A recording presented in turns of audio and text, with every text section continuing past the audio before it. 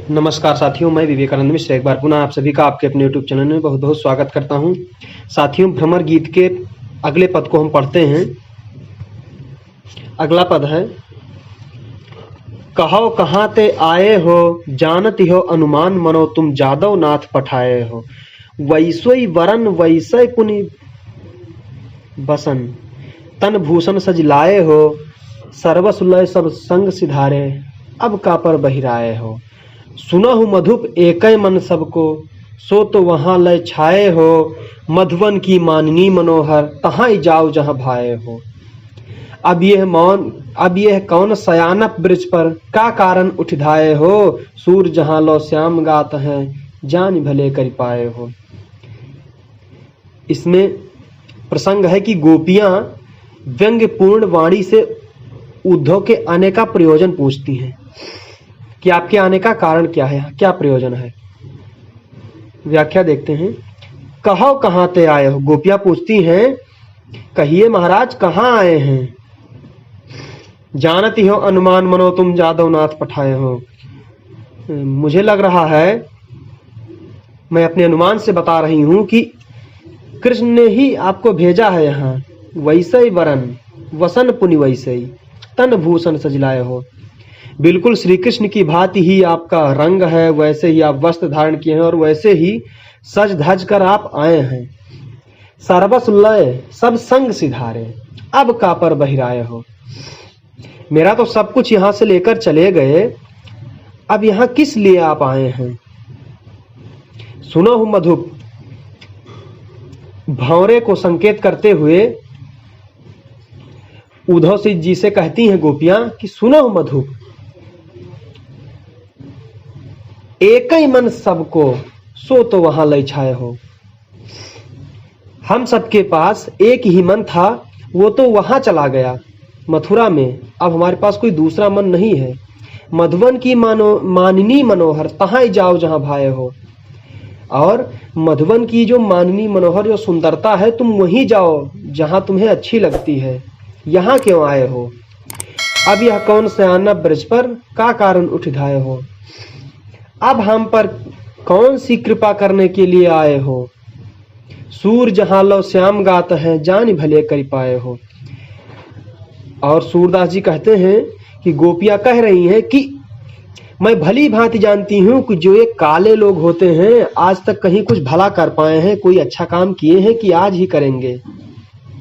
विशेष में देखते हैं, कापर बहिराए हो एक मुहावरा है। एक ही मन सबको, इस भाव का पद और भी है इसी भ्रमर गीत में। उधो मन ना भय दस भी, ये इसी भाव का पद है। उर्दू में भी किसी कवि ने कहा है, काश दो दिल होता इश्क में, एक रखता पास अपने, एक दे देता इश्क में। ये उर्दू में किसी कवि ने कहा है। गोपियों के अटल प्रेम भक्ति का संकेत दिया गया है। मधुवन की मानिनी मनोहर में असूया संचारी भाव है। जहां लो श्याम गात में कृष्ण, अक्रूर और उद्धव तीनों के लिए श्याम वर्ण वालों के प्रति करारा व्यंग्य किया गया है। मधुवन की मानिनी मनोहर में पर्यायोक्ति अलंकार है। यहां अन्य उक्ति से कुब्जा की खबर ली गई है। अगला पद देखते हैं। हमसो कहत कौन की बातें, सुनि उद्धव हम समझत नाही, फिर पूछत हैं ताते।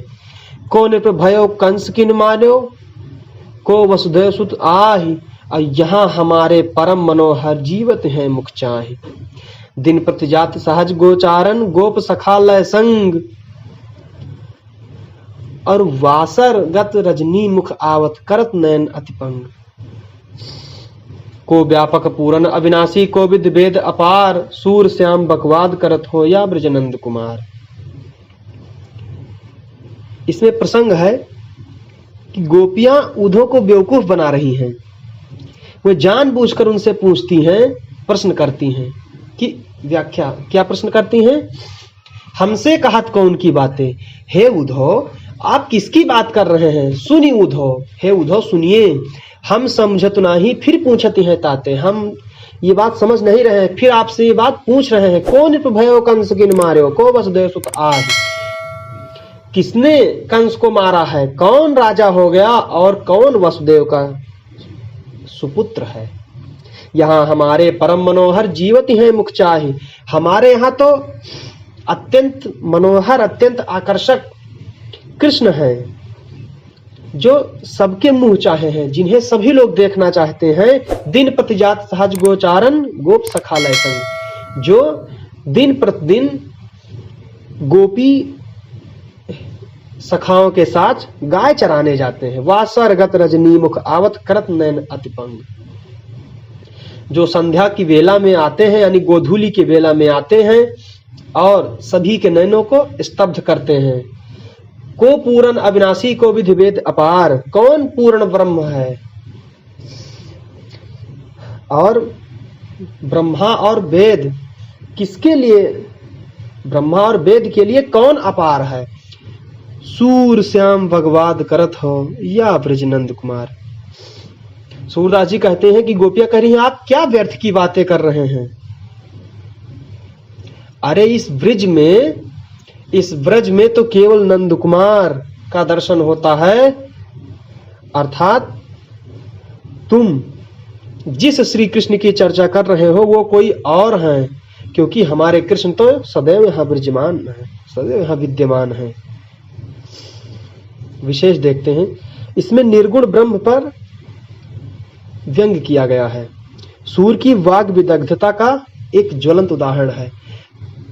पंग के स्थान पर कवि ने तुकाग्रह के लिए यहाँ पंग जैसे विकृत शब्द का प्रयोग किया है।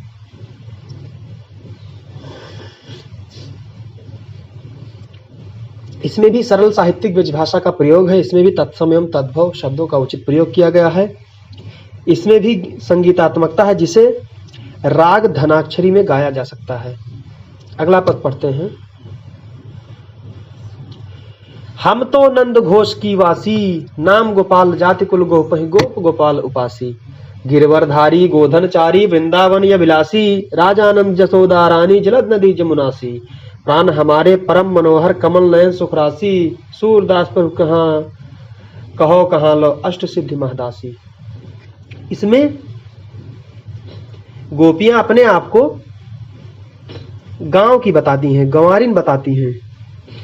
वो व्याख्या देखते हैं, वो कहते हैं कि हम तो नंद घोष की वासी, हम तो गांव की रहने वाले हैं। नाम गोपाल जाति कुल गोपहि गोप गोपाल उपासी। हम तो गायों को पालने का काम करते हैं और हमारी जाति भी गोपालक यानी अहिर की है। हम अहिर जाति के हैं। गिरिवरधारी गोधनचारी वृंदावन विलासी।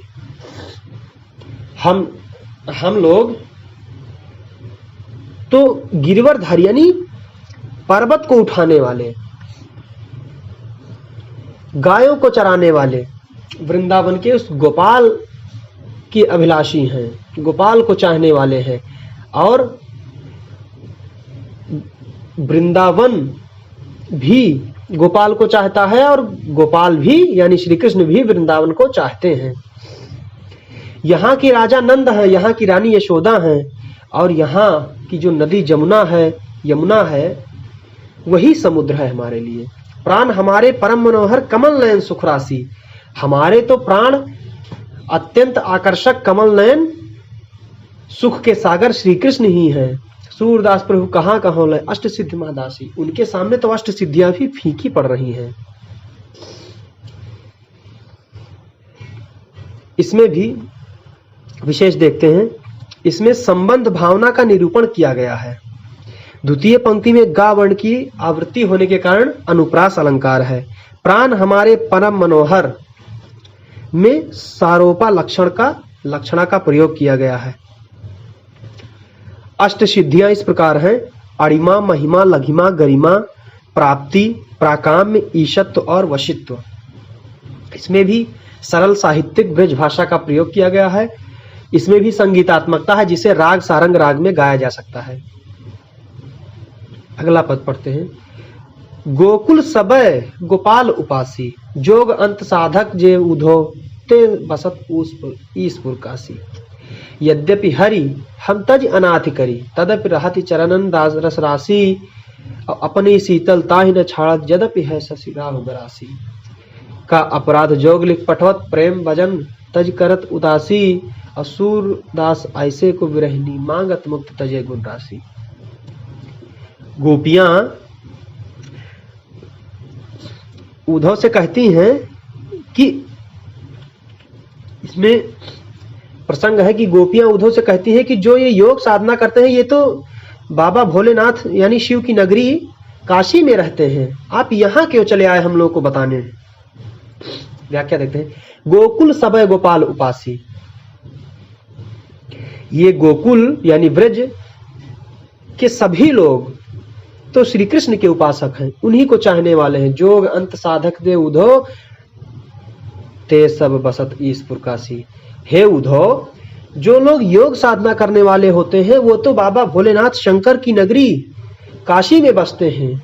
यद्यपि हारी हम तज अनाथ कर तदपि रहत चरणन रस राशि। यद्यपि कि कृष्ण ने हमको अनाथ कर दिया है, हमको छोड़कर चले गए हैं, फिर भी हम लोग उनसे उतना ही प्रेम करते हैं, उनके चरणों की दासी आज हैं। उसी प्रकार जिस प्रकार अपनी शीतलता ही न छाड़ती यद्यपि है शशि राहु गरासी, हम लोग उसी प्रकार श्री कृष्ण के चरणों की दासी अभी भी हैं जिस और उनका प्रेम नहीं छोड़ रहे हैं। जिस प्रकार राहु के ग्रसित होने पर भी चंद्रमा अपनी शीतलता नहीं छोड़ता है। का अपराध लोग जिक पठोत प्रेम भजन तज करत उदासी। और ये हमारा क्या अपराध है कि जो उन्होंने प्रेम भजन को त्याग कर योग करने का संदेश भेजा है। सूरदास ऐसे को विरहिनी मांगत मुक्त तजे गुण राशि। और ऐसी कौन सी विरहिनी होगी जो श्री कृष्ण जी का प्रेम छोड़कर योग साधना चाहेगी, योग साधना में लिप्त होना चाहेगी। विशेष देखते हैं। अष्टांग योग इस प्रकार है। यम नियम आसन प्राणायाम प्रत्याहार धारणा ध्यान और समाधि। राशि शब्द तुकांत होने के कारण अपने विकृत रूप से प्रयुक्त हुआ है। वास्तव में इसके लिए रस और रसी होना चाहिए। रसी का अर्थ है डूबना। शशि राहु गरासी एक उदाहरण अलंकार है और अंतिम पंक्ति में प्रयुक्त मुक्ति और गुण राशि में श्लेष अलंकार की झलक मिलती है। ऐसी को विरहिणी में काक व क्रोक्ति की प्रधानता है। पूरे पद में प्रेम तत्व और योग के वैषम्य का निरूपण किया गया है। इसमें साहित्यिक ब्रज भाषा का प्रयोग है। तत्सम एवं तद्भव शब्दों का उचित प्रयोग किया गया है। इसमें भी संगीतात्मकता है जिसे राग केदार में गाया जा सकता है। अगला पद पढ़ते हैं। जीवन मुह चाही को नीको दरस परस दिन रात करती है कान्ह पियारे पी को। नैनन मूंद मूंद किन देखो और बंधे ज्ञान पोथी को। आछे सुंदर श्याम मनोहर और जगत सब फीको। सुनो जो को काल कीजो यहाँ ज्ञान है जी को। और खाटी मही नहीं रुचि माने सूर खवैया घी को। इसमें असूया भाव के साथ गोपियां कुब्जा के प्रति व्यंग प्रकट करती हैं। व्याख्या देखते हैं। जीवन मुह चाही को नीको। गोपियां कहती हैं कि जीवन तो उस मुहचाही श्री कृष्ण की चहेती कुब्जा का ठीक है, कुब्जा का अच्छा है, जो सदैव उन्हें स्पर्श करती है, जो सदैव श्री कृष्ण को स्पर्श करती है, दिन रात उन्हें देखती है। नयनन मूंद मूंद किन देखो बांध्यो ज्ञान की पोथी। और ये आंखें मूंद कर कुछ नहीं देखा जा सकता। आप जानते हैं उद्धव जी, तो आप देखिए, हम लोग तो खुली आंखों से ही सब कुछ देखते हैं। ज्ञान की पोथी आप जो रखे हुए हैं ये आप आंखें बंद करके ही देख सकते हैं। इनके आधार पर हम लोग नहीं देख सकते। हम लोग खुली आंखों से देखने वाले हैं। और किसको देखते हैं? आछे श्याम, आछे सुंदर श्याम मनोहर और जगत सभी को। हम जो देखते हैं उसमें क्या है कि श्री कृष्ण ही हमको सबसे अच्छे दिखते हैं, सबसे सुंदर दिखते हैं और सबसे आकर्षक दिखते हैं। बाकी सारा संसार हमको फीका दिखता है। सुनो जोग को काले की, जो यहाँ ज्ञान है जी को। और हे उद्धव, प्राणों से प्रिय श्री कृष्ण जिस योग साधना से वियुक्त हैं, उस योग साधना से क्या लाभ? हम उस योग साधना को लेकर क्या करेंगे? हमें तो यह योग साधना उसी प्रकार अच्छा नहीं लगता है जिस प्रकार किसी घी खाने वाले व्यक्ति को मट्ठा अच्छा नहीं लगता है। अर्थात जिसने श्री कृष्ण के सौंदर्य का सदैव पान किया हो, उसे भला योग की नीरस बातें कैसे रुचिकर लग सकती हैं? इसमें विशेष देखते हैं। इस पद में असूया संचारी भाव की प्रधानता है। ज्ञान शब्द फारसी भाषा का है। अंतिम पंक्ति में लोकोक्ति अलंकार का प्रयोग हुआ है और पांचवी पंक्ति में जा वर्ण की आवृत्ति होने के कारण छे का अनुप्रास है। इसमें भी सरल साहित्यिक ब्रज भाषा का प्रयोग है। इसमें भी तत्सम एवं तद्भव शब्दों का उचित प्रयोग किया गया है। इसमें भी संगीतात्मकता है, जिसे राग धनाक्षरी राग में गाया जा सकता है। मित्रों, वीडियो पसंद आया हो तो लाइक कीजिए, चैनल को सब्सक्राइब कीजिए ताकि आने वाली सभी ऐसे वीडियो आपके पास सबसे पहले पहुंचते रहे। धन्यवाद। जय हिंद।